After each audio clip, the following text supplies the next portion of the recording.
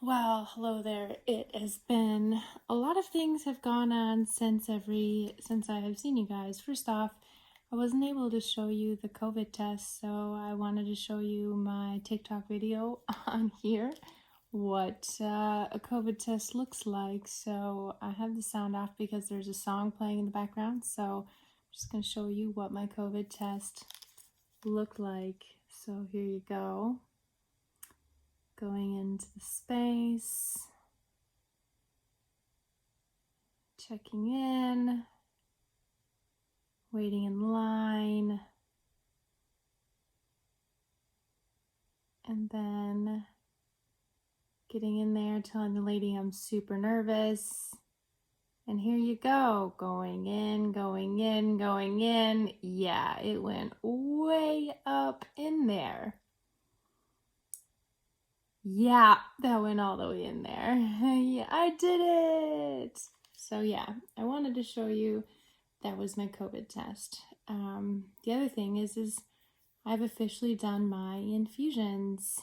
And I wanted to tell you that.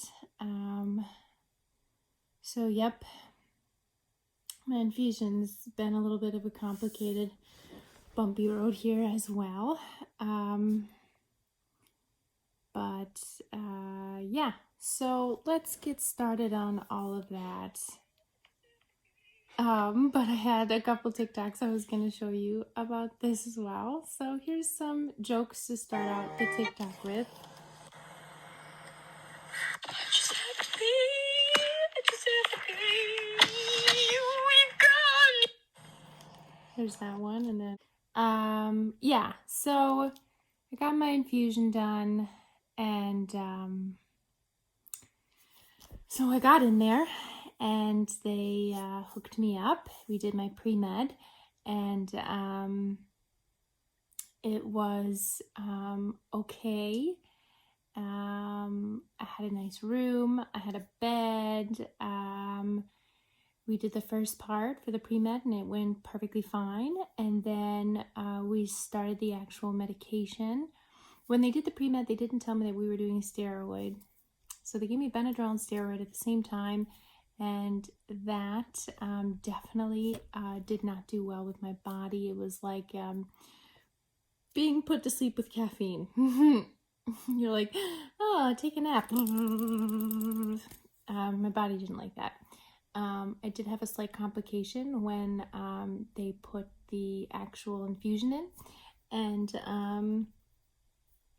I was getting pain about 5 minutes in. I was getting pain in the injection site, and below the injection site, I felt like I was having this arthritic joint pain here and here. And they say that that happens sometimes. Now I wasn't getting any like redness or rashy, so they stopped it for a minute and they hot compressed it, and then they started it back up again, but they did it nice and slow. There was a TV in the room. I did make a video. I'm trying to find the video here for you guys. I made a video just for you guys. I'm trying to find it though. Made a video just for you guys of the room. Trying to find the video I made just for you guys. I think it's here. Hey there, so I'm in the infusion lab. Here it is. Hey there, so I'm in the infusion lab and currently I'm having my pre-fluids done. Don't know if you can see it, yeah. There you go. I just got some steroids and Benadryl and Tylenol. So this is the beginning part of it. I also have a cup, my phone, a button in case I need to call, and a TV. I have my nice little blanket I brought with, and some things. There's a chair over there, but I chose the bed. We have a nice little lamp I can use too. And I'll lay here for about 15 minutes in between my pre-dose, and then they'll bring in the actual iron that I'll be using. And they want to wait in between to make sure I don't have a reaction. And then the iron will run for about, it sounds like an hour to an hour and a half. Then after that, they have to wait to make sure I don't have a reaction at all. And then I will be done. It's definitely making me feel pretty icky already. I want to like jump around at the same time I want to sleep because I'm so tired from the Benadryl. But the prick wasn't too bad, and the infusions went okay. I'm definitely relaxed because I have a bed. So 10 out of 10, this facility is very nice, and I will use it again. Well, I have to. This is where they've chosen it for me. So, yeah, infusion's going pretty good. I think I'm going to take a nap, though, because I'm getting very tired. And my body just feels very exhausted already. Yep. Yep, so that's the video I made for you guys. Yeah, so once I got the infusion going, it went okay. Came home, basically slept for that whole evening, slept most the next day. And I wasn't having too many complications, but then I did notice that I was having some heart palpitations, and that's when I was like, this is starting to get a bit annoying and uncomfortable. And the heart palpitation just kept going and kept going and kept going. PVCs, arrhythmias, tachycardia. It was just like ba ba ba ba ba ba ba ba all the time. And I do have a heart monitor on, so I was like, well, first let me call my hematologist, then let me call the cardiologist. So I called both. Sorry about the dog. I called both, left messages, and I left messages on both, and basically.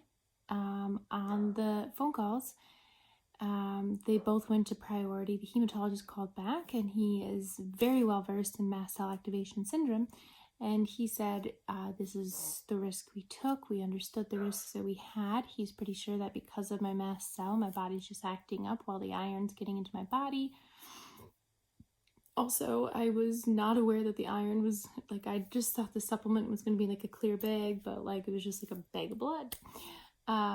Well, that's what it looked like. But anyway, he's like, but this is probably just your body reacting to everything getting into your body. This is probably why you're having this like reaction or these arrhythmias and PVCs.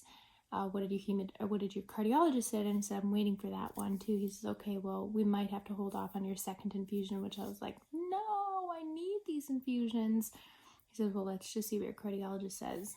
Then I get a hold of not the cardiologist doctor, but somebody who like deals with the monitor I was wearing.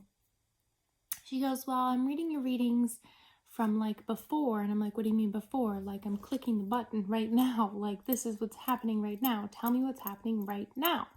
She's like, your service is done. I'm like, excuse me, I'm wearing the monitor right now.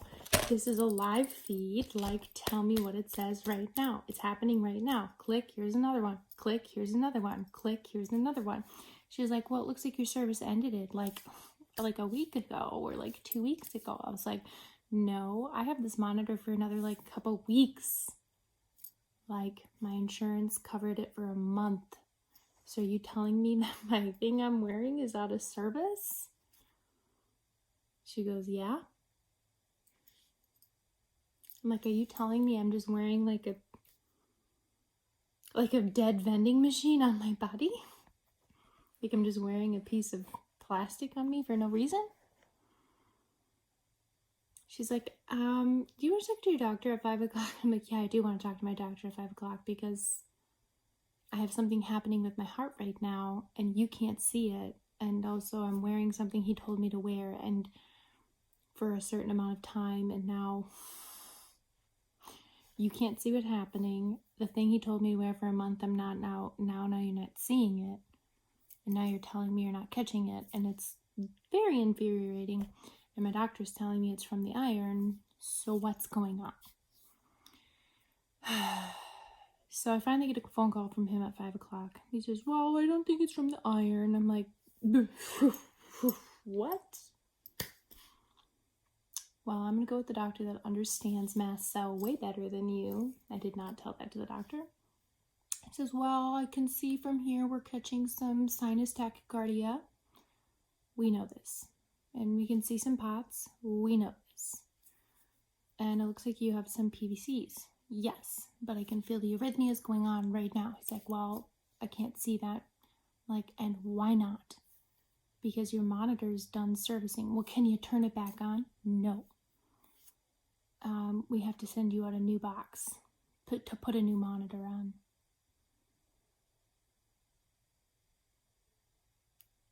So what you're telling me is, well, how do we see what's happening right now? Well, if you want to go to the local ER and tell them to send them the strip to me, so you want to take my immune-compromised homebound butt to the ER where there's COVID spiking right now, and even just getting me out of bed is really difficult.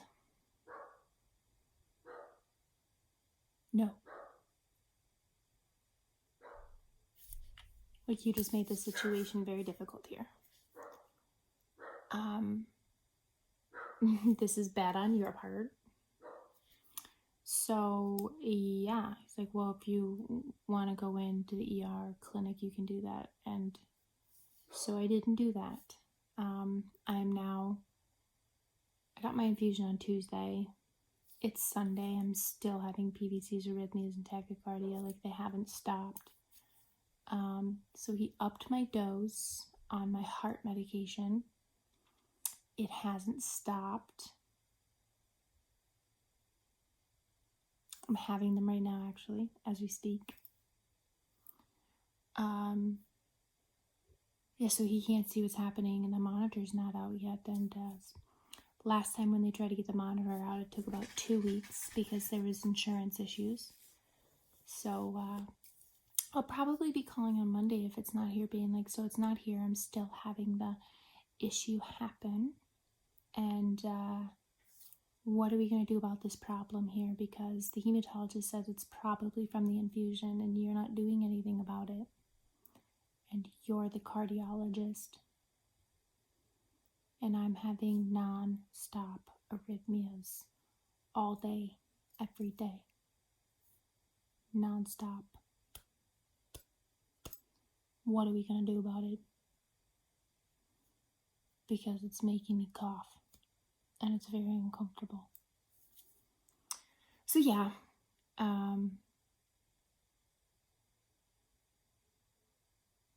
I hope I don't get my second infusion taken away, because that means we just like take away the solution that we were going to try to fix this other problem.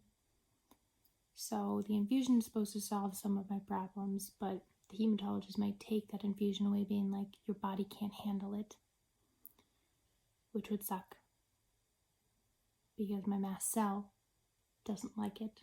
My mast cell is creating the arrhythmias. So my body can't handle any of these things because it's too weak. I'm also having some other weird symptoms I'm not going to talk about in here. Yeah, so, Then I talked to my doctor on Monday.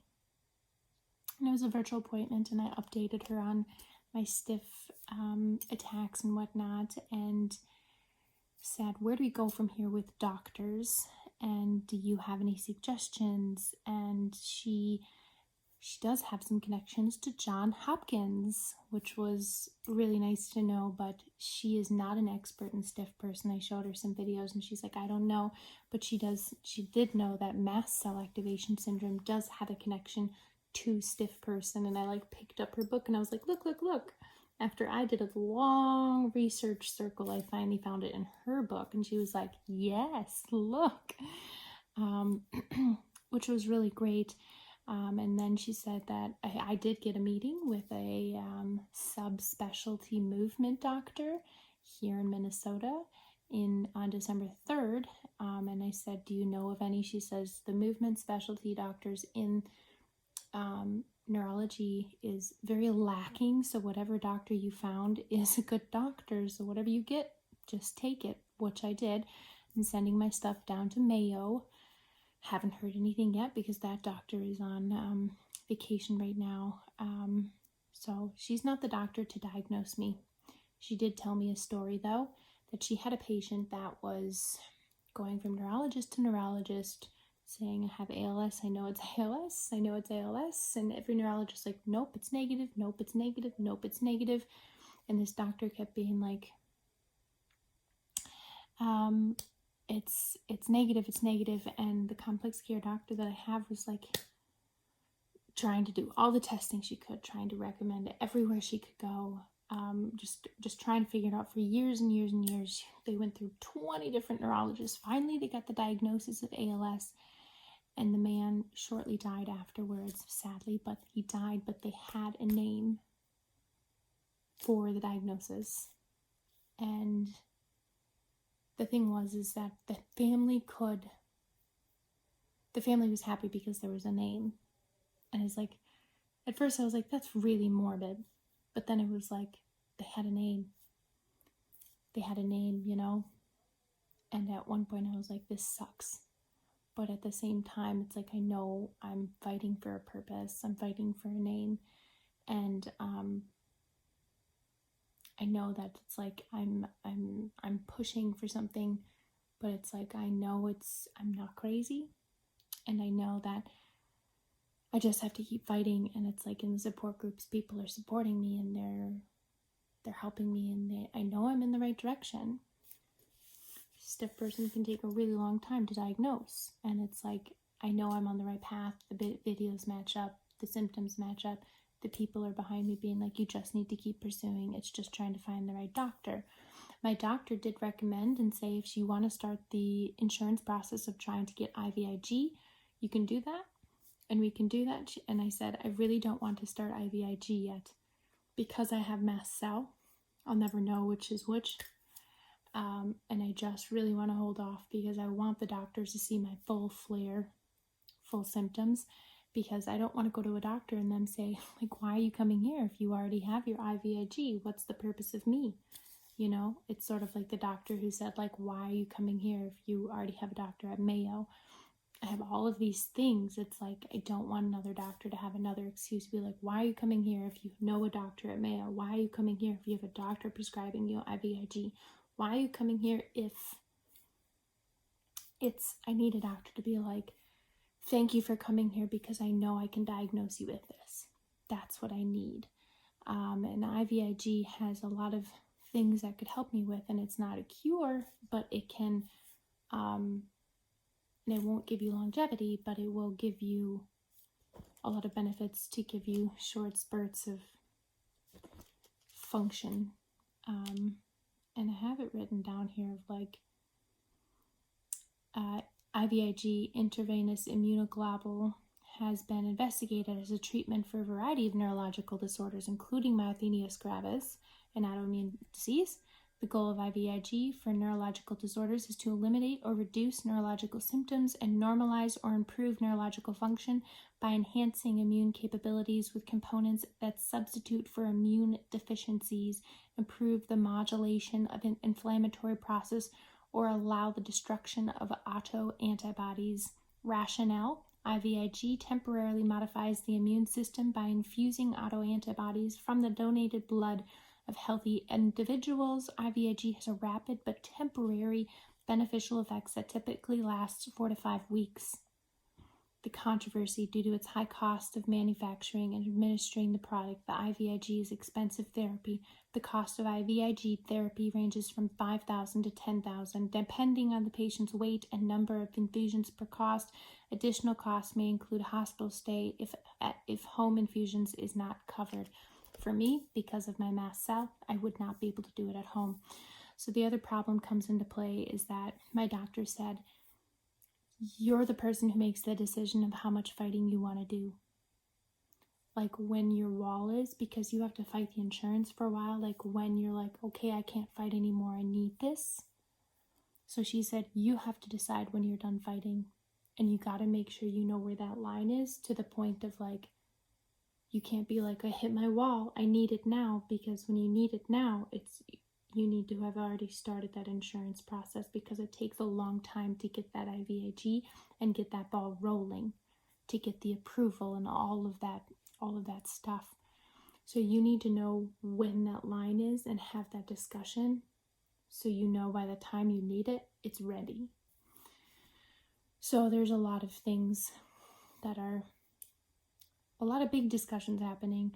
Then my mast cell activation is flaring up where my foods are really being limited now, and I'm down to a finite amount of food.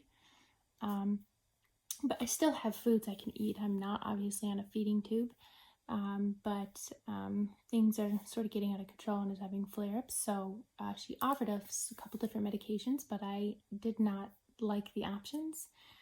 And steroids do not do well with me. I do not react well with them. So we decided to move some of my medications around, take one out, move one up, do all of that. And it seems to be working actually really well. I have not had any flushing since then, and I haven't had any reactive. The first day we tried to bump up one of my meds. One of my big treatments is cromolyn, and one day we tried to like bump it up really fast, and I just had a very bad reaction. So don't just like bump up your cromolyn because that just does not work. So yeah, we rearranged a bunch of stuff, and that seems to be helping a lot, because before that I was having flushing and reactions and like brain fog and buzzing and tremors and all of the big mast cell flare-ups on a daily, every night I was so bad. And now I'm even able to take one of my other medications that I was actually having a reaction to. I'm able to bring that back in. The next step is going to be OBGYN, having to have that discussion, because the infusions were there because I have low iron and low ferritin. That is a patch because they think I'm losing blood through my cycles. And the thing is the only way to fix the cycle is probably bring in hormones. But the thing is mast cell, a big reaction is hormones. And so they might have to bring in hormones. But my big fear is that once they try to give me a hormone shot, I'm going to end up having seizures. The hormones, I am dreading this.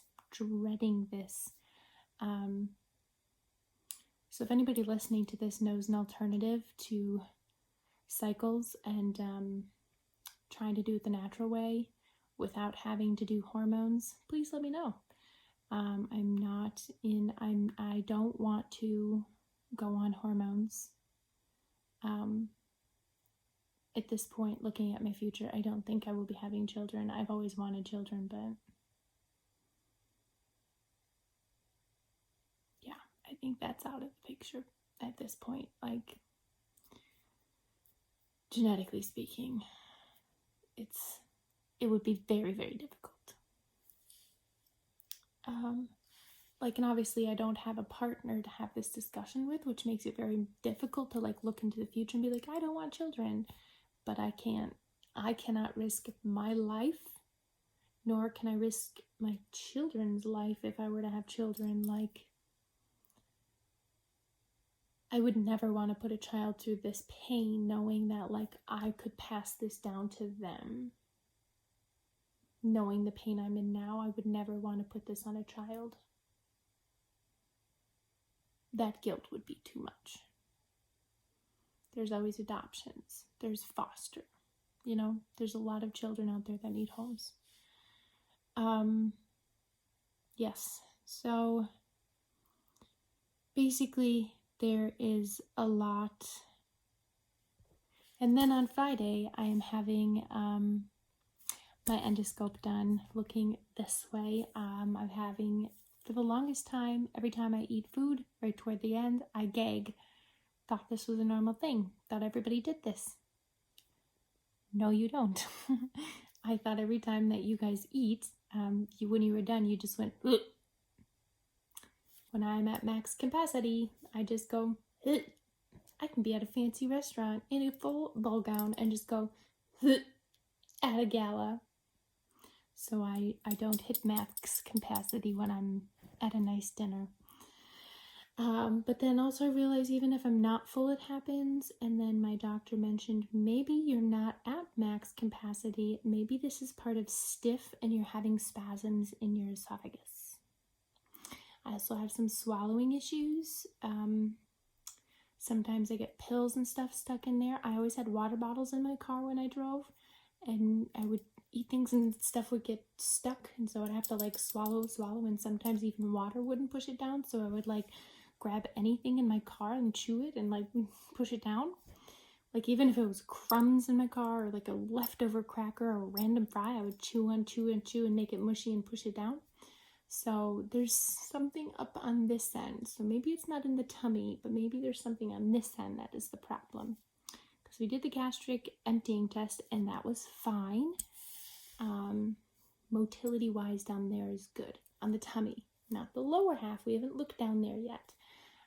Last night we had a new symptom on the lower half. There was some GI bleeding. We do not know why. We have never had this. We put it in our book that we record symptoms. We have a calendar where every time things happen, we just put it in the calendar. So when we go to doctor's appointment, we can be like, on this day, this happened. If you are a tracker, it is very good for doctor's appointment. Well, when was your last? We're just like, this day, this symptom, this is how it happened. This day, we ate this. On this day, this day. Track your symptoms. Get a calendar that has a weekly middle part that you can like write longer things in. It will save your life when it comes to doctor's appointments. So yeah, Friday I have that. Also, I now have PT and OT coming to the house. That finally started, and the physical therapist has decided that I need to be fitted for a new wheelchair, something that fits me better, that maybe I can get around the house, because I use a walker and I don't walk. I use a walker as a wheelchair in the house, and she's decided that maybe there's something that might fit me better. Maybe even a wheelchair that is a mobility wheelchair that moves with me. So we are looking at those options as well. Something maybe that doesn't have big bars on the side, that's big and baggy. Yeah. So we are getting fitted for a wheelchair this week. OT is coming out and bringing mobility aids to see if I can get, socks on, and they're looking at transfer boards. So a lot of things are happening this week for mobility things in the house. Hopefully in the next week I will be moving out of my mother's bed and getting into the room like straight across from the bed, so I can finally have my own space. It's been a while since my first big since I've become bed bound. I have been in my mom's bed because we haven't had another situation, and then they're having movers come in and move me into the room that is connected to my mom's room, so I can have sort of my own space, some individual space, which I need. So yeah, a big update. Thank you for listening. Thank you for all your support. And as always, like and subscribe. You can find me on Instagram and TikTok with the same name, Tanz Chelsea, TanzChelsea. Peace, love, and Cookie Monster, you guys. As always, stay healthy. I love you. I see you. I hear you. And I validate all your feelings.